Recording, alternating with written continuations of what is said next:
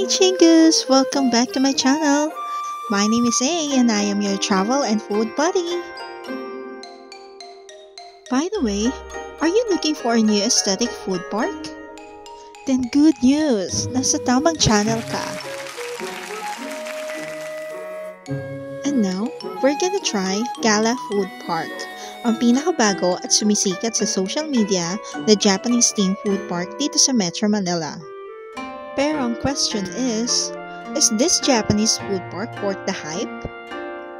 Well, we won't know unless we try. Kaya ngayon, samahan niyo kong puntahan itong Gala Food Park and i-check kung bakit nga ba siya sikat na sikat sa social media ngayon. But first, before anything else, please hit subscribe, like, share to stay tuned and also comment below your suggestions. So bumiyahe kami from Taguig to Pasay ng 2 hours. Umalis kami ng 10:30 AM and nakagating kami dito sa Gala Food Park ng 12:30 PM. So guys, medyo traffic pala talaga sa Pasay area. And this is how it looks like from the outside. Labas pa lang mga mi, it's giving Japanese vibe na. And excited na talaga si Self sa mga experience ko. Pagpasok mo pa lang, may makikita ka ng Emma's Wall of Wishes. Di pa kailang magsulat dito kaya pwede mo nang isulat ang mga prayers and wishes mo. Now here's the lobby and waiting area. Andito naman sa side ang free yukata rental. Medyo mahaba nga lang ang pila guys. And by the way, wala pa pala silang available na yukata for kids. Just present a valid ID and your food receipts na kinainan nyo sa food park, then your yukata is free. But if you don't have a valid ID, you have to pay 100 pesos for yukata rental.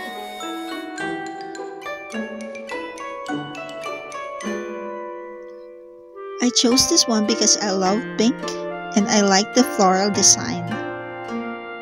So, how's my look? Now look at my ate and my mom. They slayed, and they definitely understood the assignment. And here's the details that you need to know. The location of Gala Food Park is in Block 4 Lot 2 Diosdado Macapagal Boulevard Super Block, CBPIA Barangay 76 Pasay City. And then we do have building parking. Also, Gala Food Park is open every weekdays from 10 AM to 10 PM and weekends 10 AM to 12 AM. We also do have restroom and free Wi-Fi, yukata rentals, and walls of wishes. Now join me explore the second floor, which is the actual food park. Oh, look at the interior.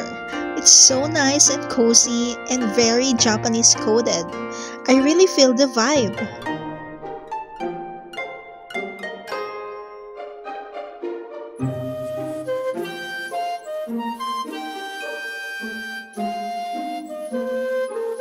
And wow, look at that! Almost everyone wears yukata.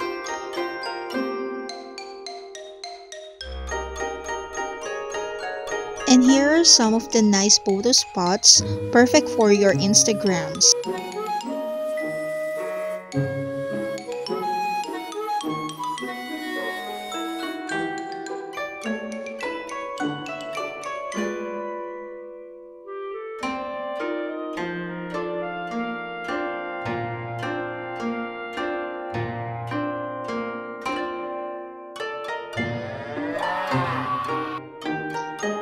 They also have an area for goldfish scooping,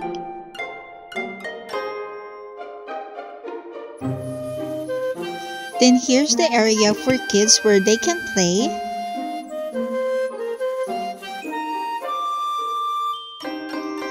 and for adults, there's a smoking area as well. Food trip time! In this area, we bought takoyaki for 4 pieces for 150 pesos and also 8 pieces maki rolls for 180 pesos.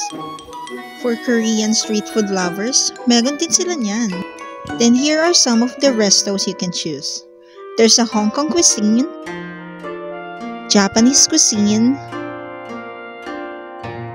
seafood restaurant, Thai restaurant,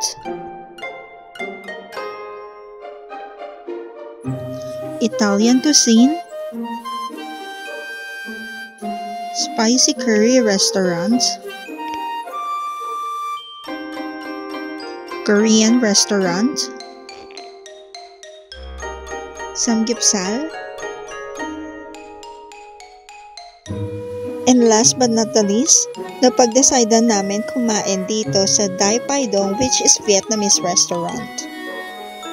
Di kami nagsisi, ang babait ng mga staff. Tinulungan pa kami sa orders namin.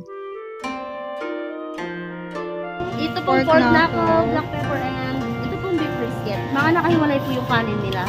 And yung braised pork po namin, ma'am, serving po 1 cup of rice po. Sa isang plate, ma'am, kasama po yung rice and braised pork. May bago po kaming menu, ma'am, meatball. Pork din po yan, ma'am. 1 plate lang po siya.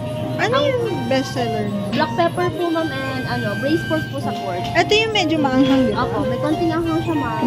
Pero kaya naman siya. Opo, ma'am. Gawa lang po ng timpla. Ano po yung bestseller? Ito daw. Braised pork po and black pepper beef rice. Orderin lang natin Lahat po dalawa yung may pa. rice na, ma'am. Okay, brace na lang. Ang gamit po dito, ma'am, is pork belly. Okay.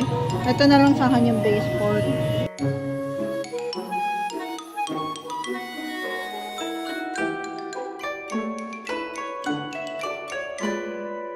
Tada! Mukbang time! At ito na nga ang in-order namin na napakabilis ding na-serve. And for me, 10 over 10 no cap talaga ang pagkain dahil sobrang lambot at sobrang malasa ng mga in-orders namin. Siguro medyo nakulangan lang ako sa mga drinks. Pero overall, napakasarap. Plus, napakasarap at nakakabusog din yung dinagdag naming biniling takoyaki at maki rolls. By the way, dito din pala namin binili sa convenience store ang aming mga drinks. Ito din pala yung mga menus ng ibang restaurant na kinonsider namin. Price range 150 to 360 pesos. Picture time! Here are some of my photos in Gala Food Park.